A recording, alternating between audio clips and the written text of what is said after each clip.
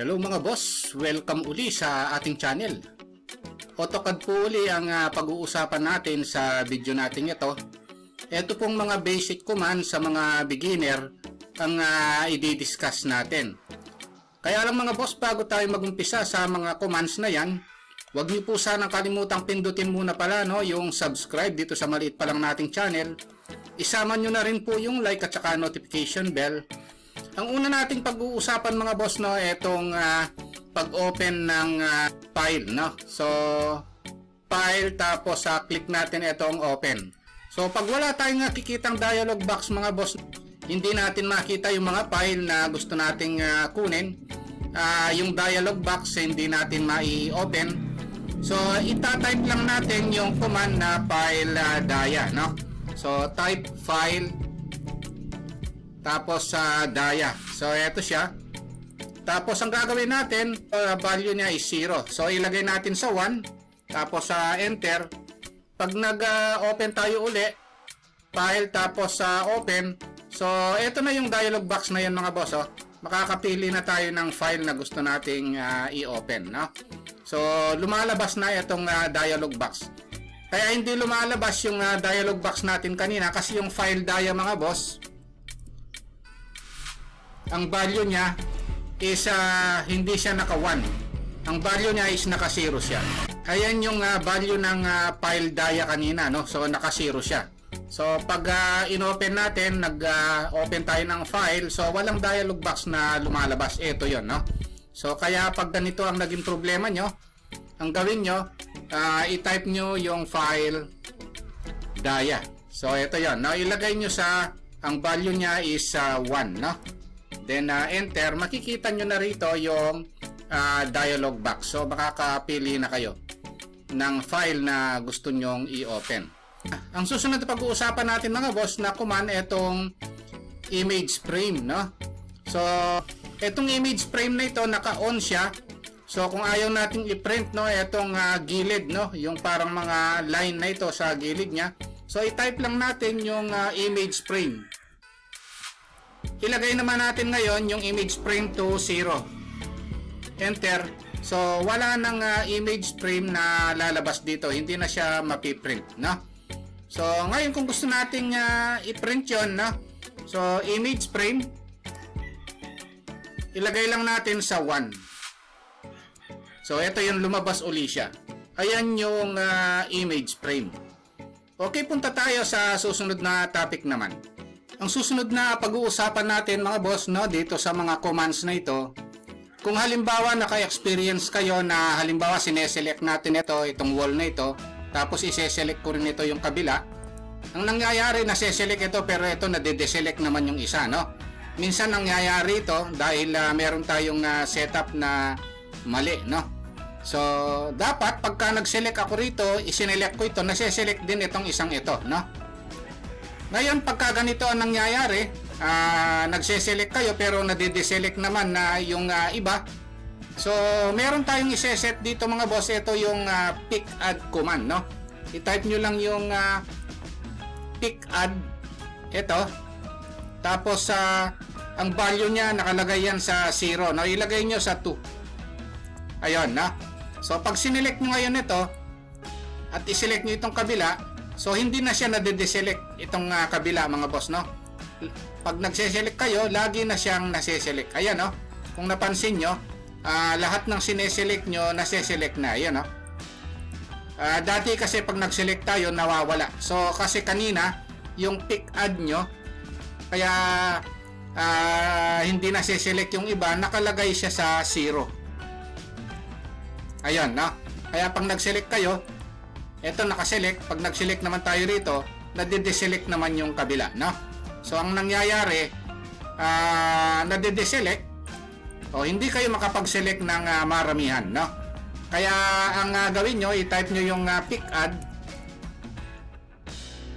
ilagay nyo sa value na 2. Ayan, So yung problema nyo sa pag-select, nawala na, Ayan, Ayan yung pick add, Ang susunod na pag-uusapan natin mga boss, ito namang problema rin sa pagsiselect, Halimbawa, sinelect ko siya, tapos magta-type ako ng copy, hindi siya nase-select. Pag nag-select ako tapos nag-type ako ng copy, hindi ko siya nakaka-copy, no? Or hindi ko sila nase-select. Halimbawa, sinelect ko siya, copy, ulitin ko siya, o nade-deselect siya. So ang nangyayari, etong command na iseset natin, etong pick first naman, no?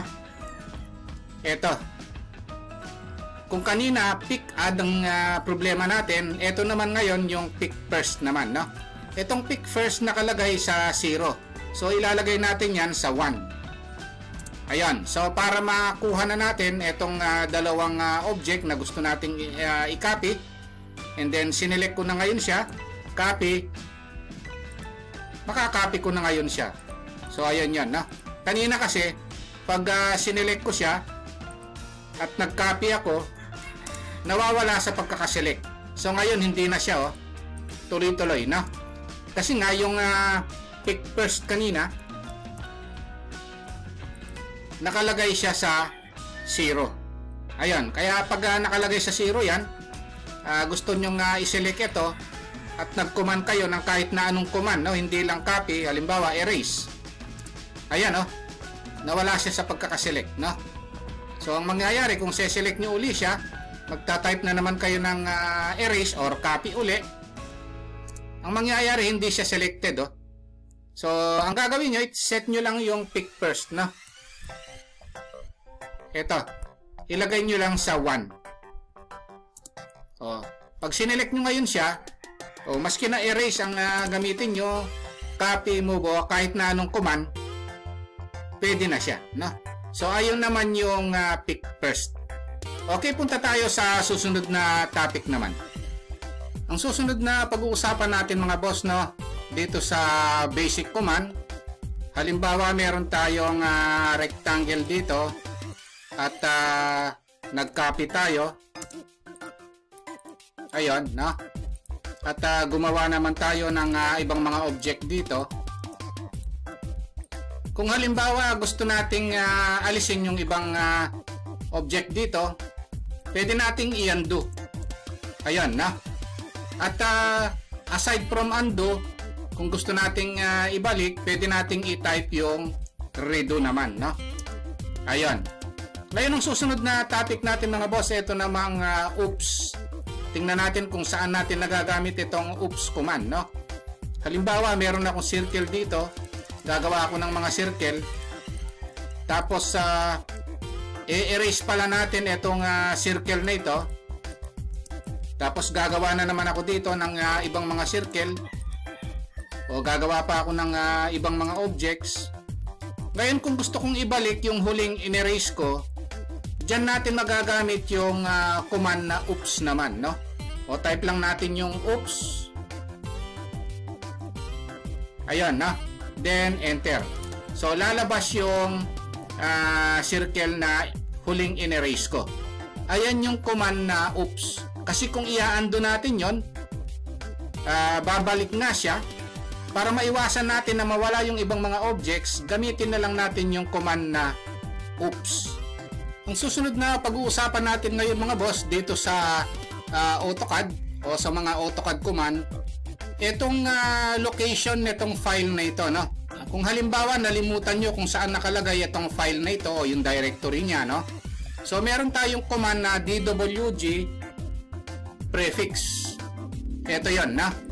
So ito yung location niya mga boss. So nasa drive C siya, users, Lenovo, documents, CAD practice. Ayan, na. So ayan yung location ng file na ito. Minsan kasi nangyayari, nakakalimutan natin kung saang folder siya nakalagay, no? Hindi natin alam kung saan natin kukunin yung file na ito. Ang susunod na pag-uusapan natin command, ito namang time, no? Dito sa time na ito, malalaman natin kung kailan natin unang ginawa itong plano na ito. Kung ilang oras ginawa, no? So i-type nyo lang yung time. Then enter, no? Ayun. So ito yun, no? Current time ngayon, no? Tapos created, ito yon, yung time na ito. Yung last updated, ito siya. editing time. So ayun mga yun, na kung ilang oras nyo ginawa itong plano na ito. Kaya ayan yung command na time, no? So napaka-importante ng mga command na yan mga boss, no? Kahit na sabihin nating basic lang, magagamit natin yan sa mga actual job natin, no? Okay, yun lang mga boss, no? Kung nagustuhan nyo itong video natin, huwag nyo po sanang kalimutang pindutin yung subscribe, no? Pero isama nyo na rin po yung like at saka notification bell. Thank you very much at God bless po sa inyong lahat.